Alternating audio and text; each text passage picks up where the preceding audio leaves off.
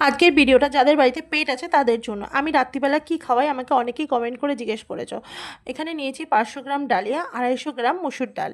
আমি রাত্রিবেলা ওদেরকে এটাই খুব কম দিই, বেশি দিই না, কারণ ওদেরও একঘেয়ে খাবার কিছু ভালো লাগে না, কিন্তু এটা শীতকালে ওদের জন্য খুব উপকারী খাবার। ডালিয়ার মধ্যে ফাইবার আছে, প্রোটিন আছে, এটা তোমরা দিয়ে দেখতে পারো, খুব ভালো, ওরা ভালো খায় ডালিয়াটা। তো আমি এখানে মসুর ডাল আর ডালিয়া দুটো মিক্সড করেছি, করে আমি এখানে 3 কাপ মেপে নিয়ে নিলাম। কারণ 3 কাপ নিলাম, কারণ আমি পরের দিন সকালবেলা ওদেরকে এটাই দেবো, তার জন্য একেবারে করে রাখছি, পরের দিন একটু গরম করে দিলে খেয়ে নেয়, অসুবিধা হয় না। এইবার আমি এটাকে ভালো করে দেবো, যতক্ষণ না এই যে সাদা ভাবটা রয়েছে ততক্ষণ আমাকে ধুয়ে পুরো ডাস্টগুলো ফেলে দিতে হবে, কারণ এই ডাস্টটা ওদের জন্য ভালো না। এরপর আমার কড়াইতে আমি বসিয়ে দিলাম, আমার প্রেশার কুকার নেই, তোমাদের যদি প্রেশার কুকার থাকে তাহলে তোমরা প্রেশার কুকারে বসাতে পারো।